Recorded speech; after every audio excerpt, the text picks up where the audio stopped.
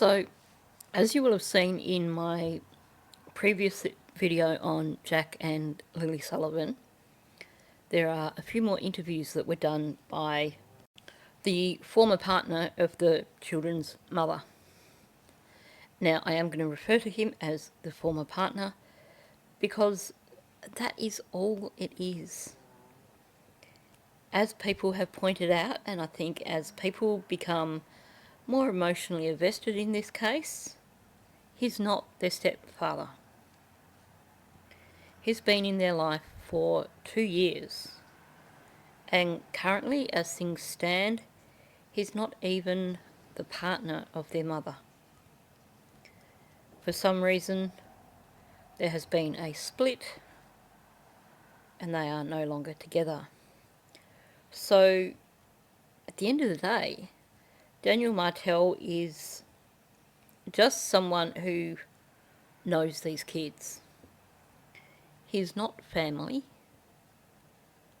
However, he would like people to continue to call him stepfather, I have no doubt, because that gives him a certain level of authenticity that allows him to continue to be the spokesperson for this investigation.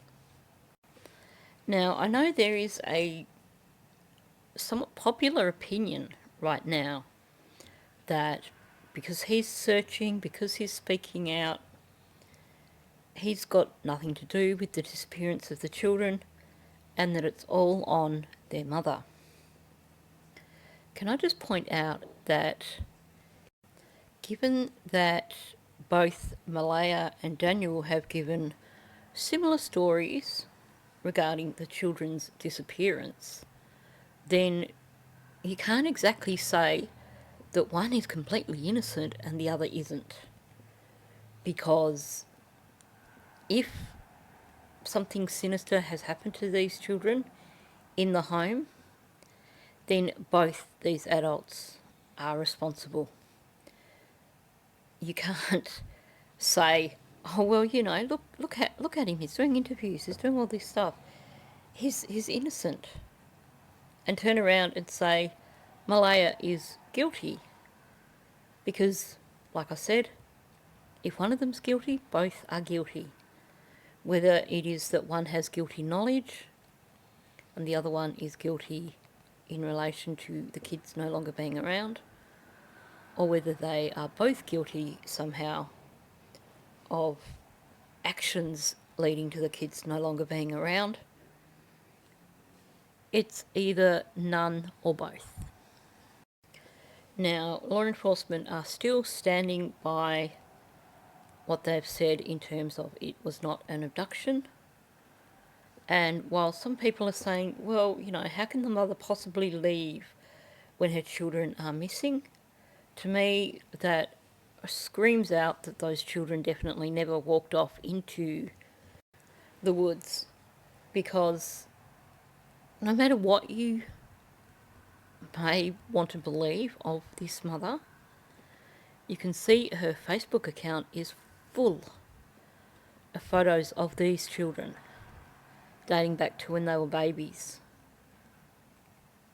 She definitely cares about these children. Even if she's lying right now about what happened, you can tell that she cares.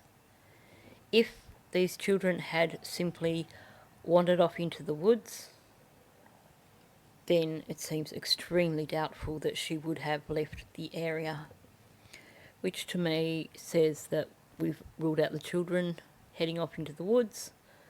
We've ruled out abduction. That doesn't leave many options.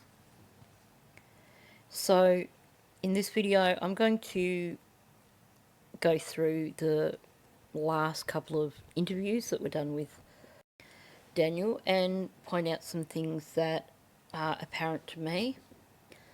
And then at the end, I want to discuss an old case from 2002, which to me, there's some things that kind of, to me, there's some similarities. Going to play an interview with an individual from that case, and also a few clips from the YouTube channel Emma Kenny, which is, as you might guess, Emma Kenny. She's a psychologist, so her observations, I believe, are quite pertinent. Now, I should mention that I'm also currently working on another video for this case, which is basically going to look at the timeline for the first month of these children being missing, and also look at the facts, the things that we know for certain, just as a way of clarifying, because I know there's so many rumours swirling around, there's so much misinformation that's being shared, and we're at that point where things are being shared so frequently that I've seen this happen in other cases. There's going to come a point where people are going to accept misinformation as being factual because they've heard it so many times and they don't know the original source. Now, both these interviews with Daniel are rather short. I should probably say they're not exactly interviews, there's more about just him speaking on camera. They're both rather short. I will put them out as a short video after this video has been released, but in the meantime I'm going to basically just have a look at what he's said and just have a bit of a discussion. So with that said, let's jump in. Every day when I wake up, it just feels like I'm reliving a nightmare of May 2nd. So straight out the gate, he starts by saying, every day when I wake up, I feel like I'm living a nightmare of May 2nd. First thing that stood out to me was him saying, I'm reliving a nightmare of May 2nd. That means he's actually not referring to any specific nightmare. Otherwise he would say the nightmare of May 2nd, referring to a specific event. So while he's trying to make it sound like what he's gone through was such a nightmare, he missed the mark. By saying a nightmare, that shows you straight away this is fictitious. Note also the depersonalisation of it. Instead of saying reliving the nightmare of the children going missing, he just refers to May the 2nd.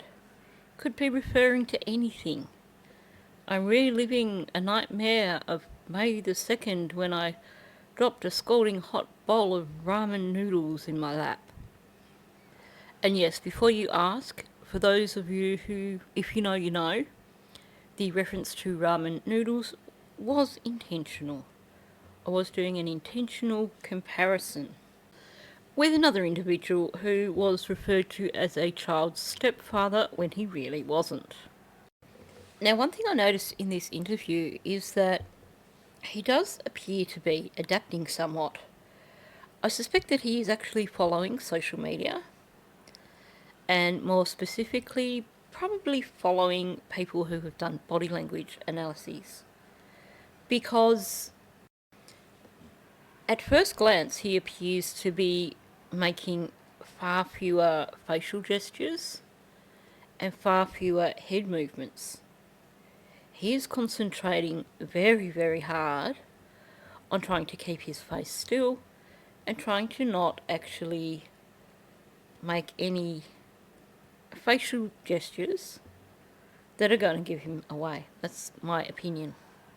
The thing is, however, the absence of body language to confirm what's being said is also a bit of a red flag to me. Because when you are speaking, then if you are being honest, what you see is that someone's body language basically will be in agreement with what they are saying, and will of course also coincide time-wise. So while it appears that he's making almost no gestures. When you really look close, this is what I saw. At the beginning, when he started saying that every day when I wake up, as he starts to speak, you could see the corners of his mouth just lift in a rather micro gesture, but they definitely lifted. This is not something that is of concern for him. To me, that was suggestive of deepest delight. Now, like I said, you can attempt to hide your facial expressions. You can try and concentrate on not moving your head in the way that you think is going to betray you. But the brain just steps in. So what we see as he was talking about, it feels like he's reliving a nightmare of May the 2nd. You do see him shaking his head. It's not a huge gesture, but he's definitely doing it. And as he says, May the 2nd, he closes his eyes. So maybe he is thinking back to something from that particular day. But then he opens them and he glances straight back up at the interviewer. Once again, he's seeking approval. He wants to make sure that the story's hitting home before he continues to talk. And can we just note his total poker face as he's talking about reliving a nightmare? That the complete lack of connection between what he's saying and facial gestures. I mean, there is no sign of furrowed brows at all, like his eyebrows barely move. You don't see his forehead scrunching up in any sign of anxiety or distress. In fact, what you see, he's tilting his head up, he's tilting it to the side and up. He's trying to give the impression of being engaged with the conversation and of being sincere. But the problem with that is the lack of any other sign of agreeance in his facial expressions. All we get is these micro expressions where basically he's trying to keep a poker face, but as he thinks of something, you see the micro expression and then he controls it and goes back to the poker face. I'm also seeing a bit of asymmetry when he's talking with his mouth, which, as some of you may be aware, is also a sign of possible deception. But the main feelings of from sadness have just turned to anger because there's no evidence at all. Okay, let's talk about what he's saying here first. He's saying the main feelings of sadness have just turned to anger because there's no evidence, is all. First of all, he's got his description of feelings slightly out of kilter. When a child goes missing, you're not feeling sadness. Sadness is when maybe the child has finally been found deceased, or maybe sadness comes a few months in when you are starting to despair of ever finding the child. But when the child is first missing, you're experiencing stress, anxiety, frustration, uncertainty, all those kind of things. You're not experiencing sadness when a child first goes missing, unless you know that child is definitely not coming back. So that's a huge red flag to me. And then he says that that's all just turned to anger because there's no evidence is all. Now, while he's saying all this, his facial expressions are not showing any sign of anger, any sign of sadness. Once again, he still has the poker face going quite well. I would have to say. Now, it's not unreasonable for a person to start feeling some anger after a period of time has gone by and a child is missing, if the anger is actually directed at something regarding how the child went missing, perhaps, or how the search is being conducted. So you could say, I'm angry at myself for not making sure that that door was secured. That's justified because a month on, you're going to be feeling all these things. You're going to be thinking back on things that could have been done differently. You might be feeling anger because you believe there was an abduction and there was no Amber Alert put out, and you might be feeling anger because you think an Amber Alert should have been put out and that authorities should have taken you more seriously when you said you thought there was an abduction. But to say you feel anger because there's no evidence, first of all, that's a heck of a bold statement to say there's no evidence. And that's the second time that he has mentioned in an interview that there's no evidence. He seems quite confident about this, and that to me is a massive red flag. Huge red flag. That's not what I would expect to hear from someone who has no involvement in the case. As for claiming to be angry because there's no evidence, well, that just doesn't fit. If you're saying you're angry over a lack of evidence, who's that anger directed at? At the person who didn't leave evidence? At law enforcement because there's no evidence? It is, just for starters, a somewhat ambiguous statement to make. But if there's a lack of evidence, you're going to be feeling perhaps frustration or anxiety or desperation because you're going to want there to be evidence. You're going to want someone to find some evidence that's going to help find these children. But you're not going to be angry over the fact that there is no evidence. You might be angry if you were saying they missed crucial evidence, but that's not what he's saying. He's saying there is no evidence. Now, again, like I said, he's been very, very careful to try and keep a poker face. But again, we see these micro gestures. He is, again, shaking his head. What is particularly concerning for me is that he's shaking his head when he's talking about there being no evidence. This, to me, suggests that this is not actually a truthful statement. It is just something that he is perhaps saying to be persuasive.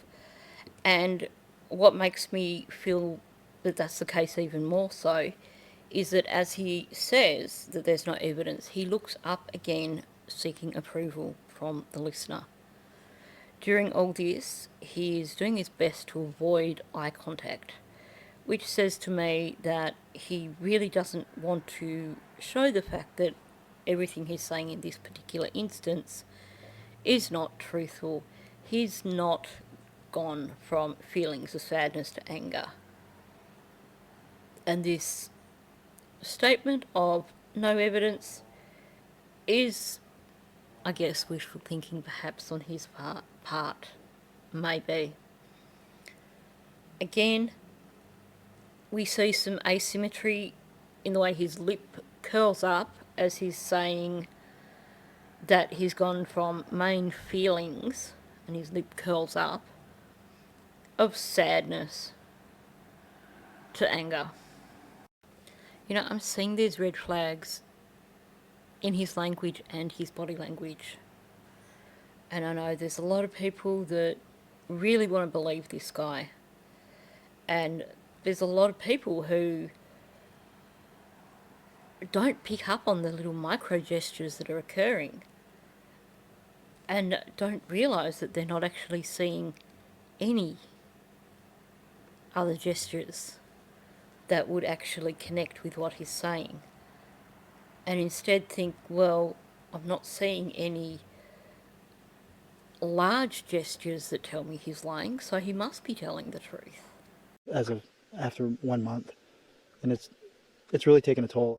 So the as of after 1 month is of course referring to the absence of evidence. So he's saying that, as of a month or after a month, there's no evidence. And as he is saying all this statement, after 1 month, or as of after 1 month, and it's really taken a toll, he's shaking his head. Again, his body language is giving him away. He seems to have relaxed a little bit more because the head movement is far more pronounced. I don't see anything in terms of him looking up, as he says, after 1 month, because to me that is him just doing, the mental calculation. How long's it been? Yeah, it's been a month. But after he says 1 month, just for one split second, you see the edges of his mouth raise up again. Again, to me, it suggests duper's delight. Now, here's the biggest red flag that I see here. So he's saying, there's no evidence is all as of after 1 month, and it's really taken a toll. He doesn't use personal pronouns. He's not saying it's really taken a toll on me. It could have taken a toll on the searchers, and we know it has. There's plenty of exhausted searchers out there. There's searchers who couldn't return on the previous weekend because they just couldn't do it anymore. He's not using personal pronouns. He's not saying this is really taking a toll on him, although that's what he wants the listener to believe. When someone doesn't use personal pronouns, that is a huge, huge, huge sign of deception. To me, there is nothing genuine here in him claiming to be angry or that it's taking its toll on him. I know that they're working hard and they're using every resource they have, and it makes me hopeful because that's all we have at this point is just hope. Okay, again, I'll talk about the body language first. He's shaking his head while he's saying that. Not hugely pronounced, but he's definitely doing so, especially when he says all we have is hope. Now, he's pretty much directly contradicted himself here. So he says, they're working hard, they're using every resource they have. It makes me hopeful, and all we have at this point is just hope. Well, this is directly after saying that he's angry because there's no evidence. If there's no evidence and you are angry, how can you also be hopeful? How can you be hopeful over a search that's throwing everything at it when you're claiming, well, there's no evidence, so I'm angry about that? It just seems like a huge contradiction to me. It doesn't seem to line up with his previous comment about being angry. I mean, if you were feeling so positive about the search, if you felt that that was giving you hope, why would you then be angry over a lack of evidence? Because they're contradictory kind of emotions. Unless you're bipolar and you're flicking from one emotion to the next in, a space of a couple of seconds. I'm going to keep fighting for the rest of my life to find these kids. That's the only goal I have at this point. Okay. I'm going to keep fighting for the rest of my life to find these kids. Okay, and while he's saying that, the head shaking is just going flat out. Clearly he has no intention of fighting for the rest of his life to find these kids. Now, he's going to keep fighting to find these kids. It doesn't make sense. It doesn't align with the message that he's trying to give. He is trying to say here, presumably, that he's going to keep searching for these children, or he's going to try and keep their name out there for the rest of his life until they're found.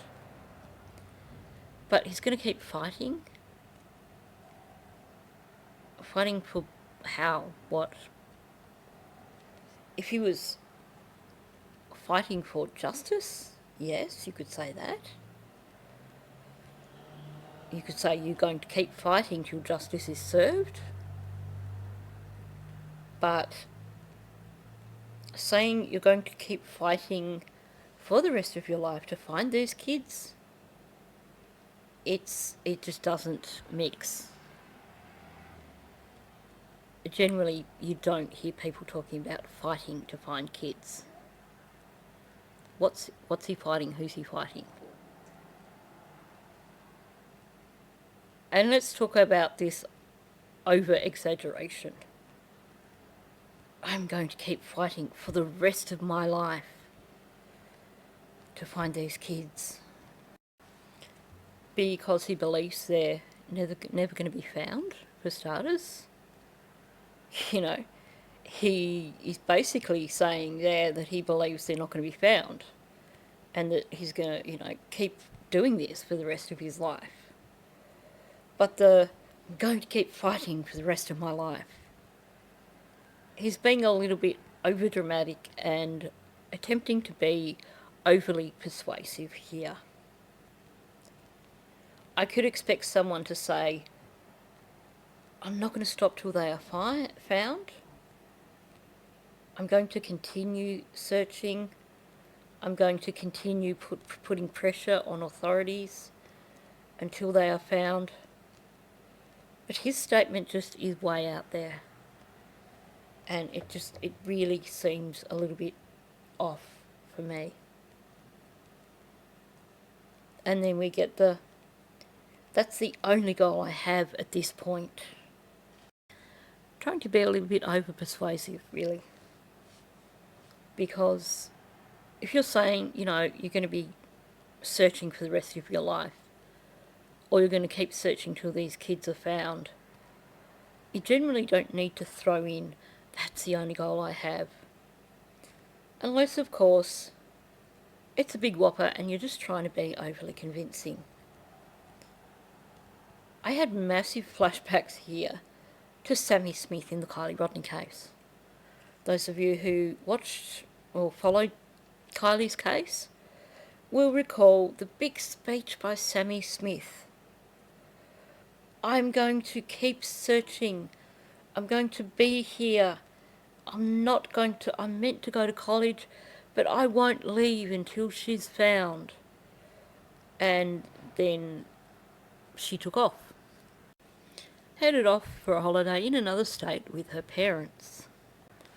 And I have to say, I think the use of the word fighting, I'm going to keep fighting for the rest of my life to find these kids, I can't help wondering if there's a bit of leakage there. Was there some fight that occurred around the time the children went missing? Is this pointing towards some sort of violence that occurred in the house? I know this is a bit of a stretch, but at the same time, I do find this language to be somewhat unusual given the context of what he is actually trying to say. The children's stepfather, Daniel Martel, says he has been interviewed extensively since Lily and Jack were first reported missing.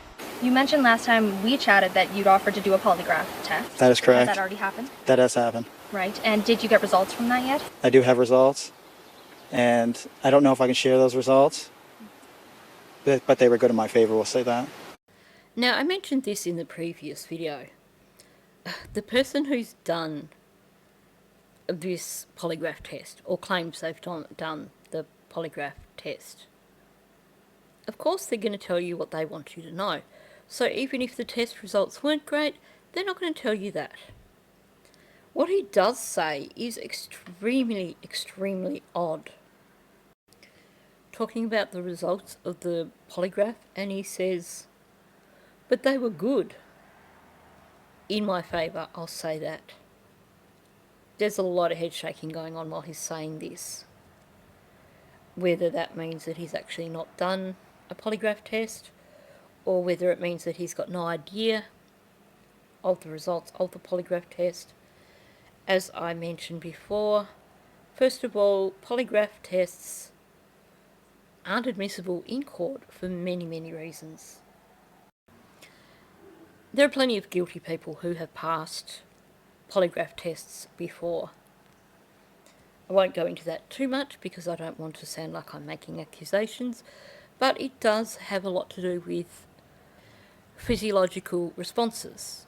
Your blood pressure, your increased sweating, all these sorts of things are signs that are considered when a polygraph test is being administered. But there are people that won't show these signs because of what they're like. I'll just put it at that without going further into that.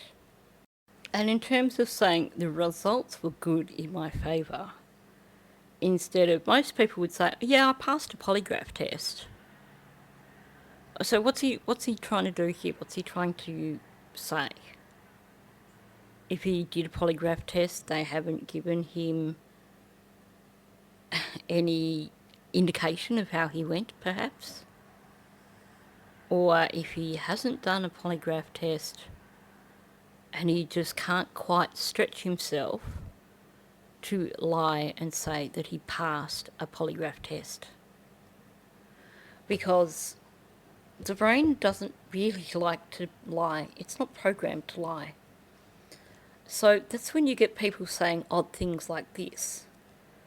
Because it's far easier to say the results were, or they were good in my favour, than to say outright that you passed, if that is not being truthful. The brain is going to make it harder for you to outright lie, so instead you skirt around the truth. Now, I also noticed a few things in terms of, now I mentioned that he was shaking his head quite a bit, but after he says results, he actually kind of purses his lips. He clenches his lips, but then the corners of his mouth lift again. And then when he says, but they were good in my favour, as he says but, he tilts his head a bit further, raises his chin, which to me is a sign of confidence, a sign of perhaps a little bit of arrogance. He thinks this is hey, this is me, I win now. You can't criticise me. I passed a polygraph test, even though I can't say it in so many words. The other thing that is a red flag to me is he's doing a lot of blinking while he's saying this. More blinking than what we've seen previously during his interviews. That, again, can be a sign of deception. And after he finishes saying that it was in his favour, he actually clenches his teeth. So there's a lot of little micro expressions here that suggest to me that he's not being entirely honest here with what he's saying about a polygraph test. I don't know what he's saying or not saying, but he's not being entirely honest. Despite not having had contact with the children's mother, Malaya, since May 3rd when she left the search area, he says an RCMP liaison has been assigned to keep them both informed as the investigation progresses. Trust the RCMP word, and I mean, you don't have to trust my word, but I'm the only one doing media for Jack and Lily, trying to keep the story alive and get them found. And again, we get a rather interesting comment from him. Trust the RCMP word. I mean, you don't have to trust my word, but I'm the only one doing media for Jack and Lily, trying to keep the story alive and get them found. So the message he's giving there is, of course, please do trust the RCMP, but also, please trust my word, because look at me, I'm out here in front of the media. I'm the only person who's actually publicly available, so you've got to trust my word. That's significant, and I'll come back to that shortly. So we actually see a little bit of nodding from him, finally. When he says trust the RCMP word, he nods. He also nods when he says he wants to keep the story alive, and I think that's significant. I'll come back to that shortly. And again, as he finishes what he's saying, you get a brief glance up, looking for approval from the listener, making sure that his story is hitting home as it's meant to. And after he finishes saying found, as he's finishing, again, you get the lips tilt up just slightly in a hint of a smile. This, to me, is just a little bit disturbing. So let's talk about he's trying to keep the story alive and get them found. What's the priority here for him? Keeping the story alive. That comes ahead of getting Jack and Lily found. He wants to keep the story alive. Which story is that? The story that he's been putting out there. He's basically saying, essentially, that he wants to keep in front of the media because his main priority here is to keep the story alive. I'm going to go out on a limb here and say that with him saying that, he's the only one doing media and trying to keep the story alive, to me, this sounds like basically he's concerned that if he doesn't keep doing these media interviews, that public opinion will go against him. That is the concern here for him in terms of speaking to the media. He's made it pretty clear here. He's the one doing media for Jack and Lily, trying to keep the story alive. Well, what's the story? The story is pretty much the story that we've had from him and the children's mother. That they basically just wandered out and got lost. He wants people to keep believing that story. Part of that story from him is, of course, he is the caring former boyfriend of the children's mother, who's only known them for 2 years, but he cares far more for them than their mother because he's the one out searching. He wants to keep that story alive. Getting them found is an afterthought. Now, someone made a comment a few videos back directing me to a case that I had forgotten about. This is a case from the UK from 2002. They could see similarities with this case.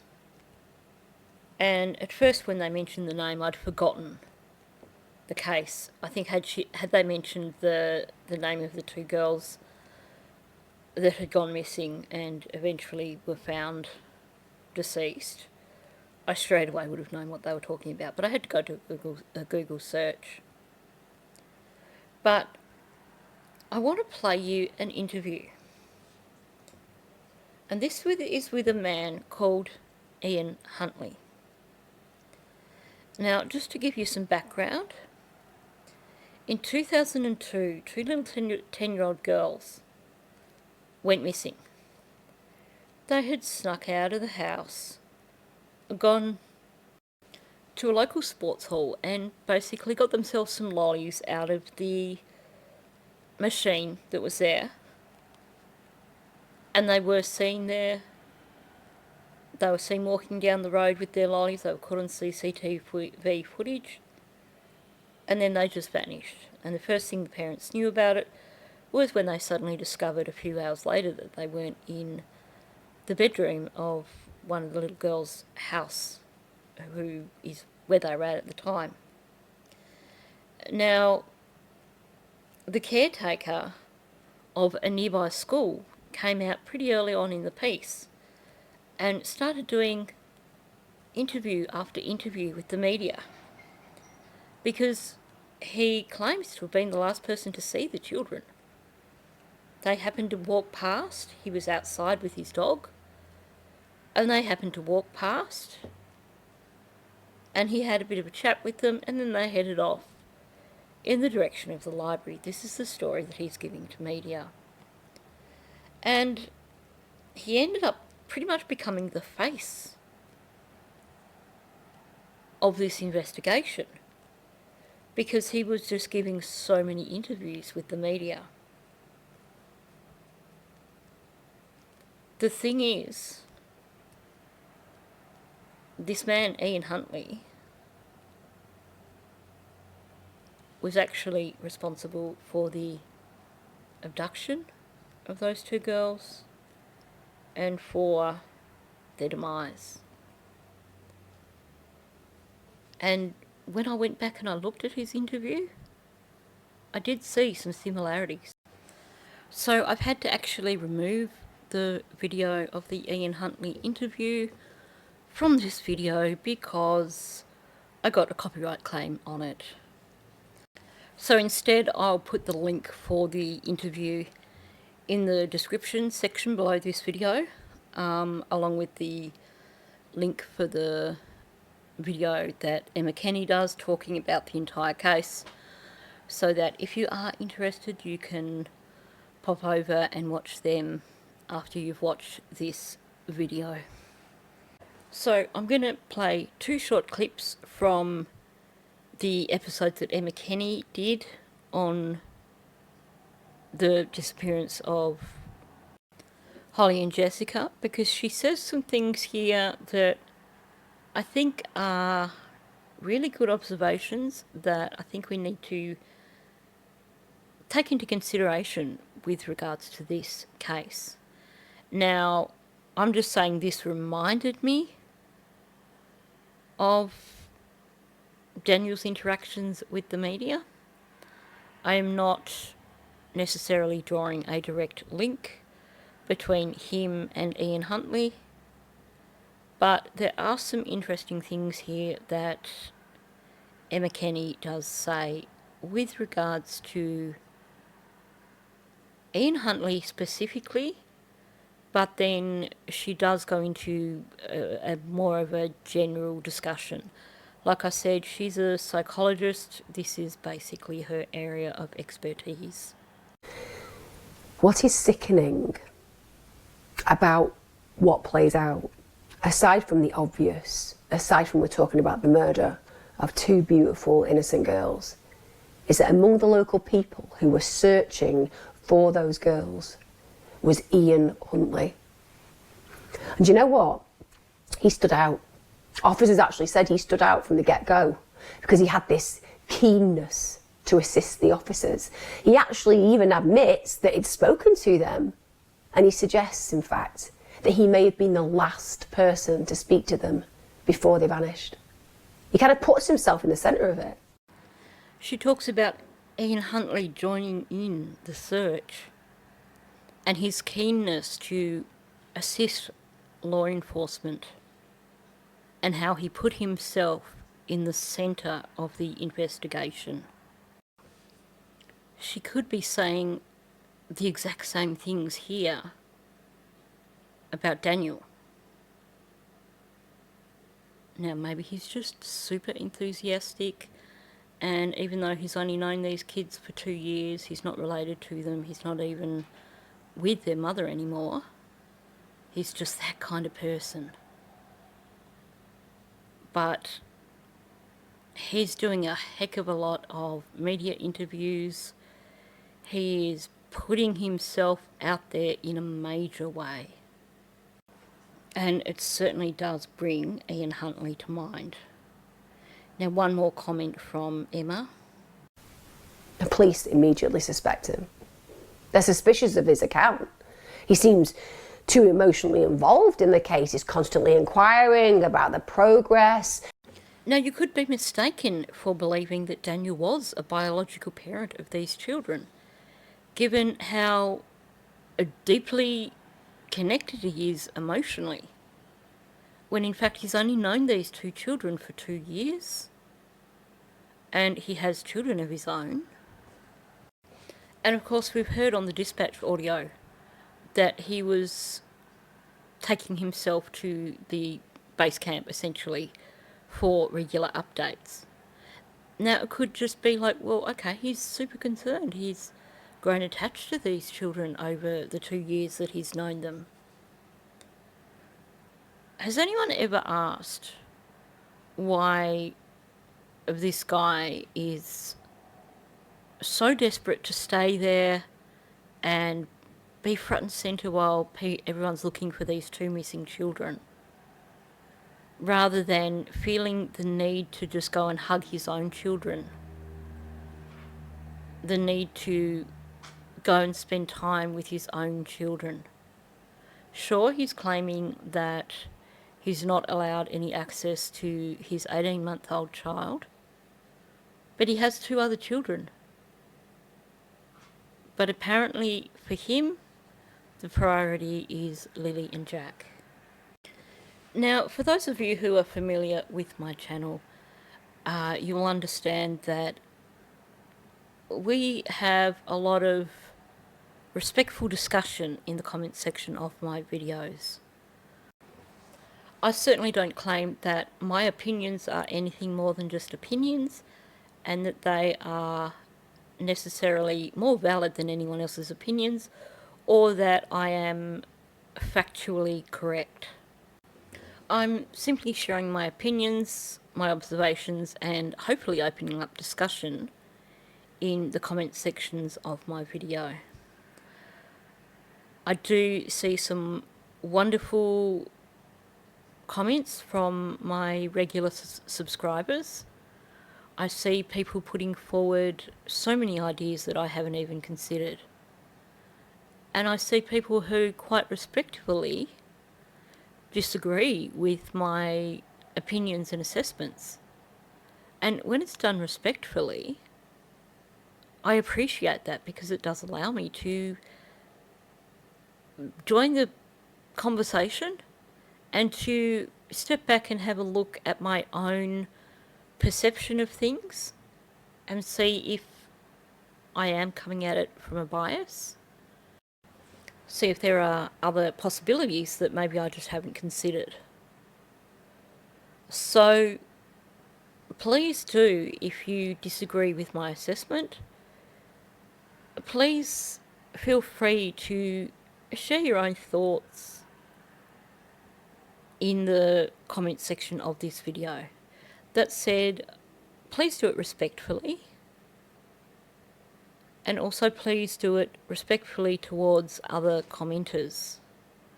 I know there is a lot of polarity already here with this case, and I know there are some creators who are already, I believe, becoming reluctant to discuss this case for fear of trolls, essentially. I just want this story out there for Jack and Lily. I want people thinking about the situation I want to make sure that the facts are still being shared, as opposed to all the misinformation that's being put out there, which is spiralling out of control. So I'm going to continue to cover this case. I'm going to continue to avoid putting out misinformation. In instances like this, I will give my own opinion of what people say and their body language. That's just something I do. But I will not be putting out misinformation. And I will definitely be sticking with this case for the purpose of making sure that misinformation continues to be corrected. And also because I have become emotionally invested in this case. I really want to see these children found, and if someone was involved in their disappearance, I want to see justice served. Now, as I mentioned at the start of this video, I am currently working on a detailed video looking at the first month of this investigation, the first month of these children being missing. It'll probably take a few days to get it done. I will certainly keep you updated if there are any more bits of news that come out with this case. So on that note, thank you for listening. If you are new to my channel, please subscribe. Also, please hit the like button and please leave a comment below. Thank you, and I will catch you in the next one.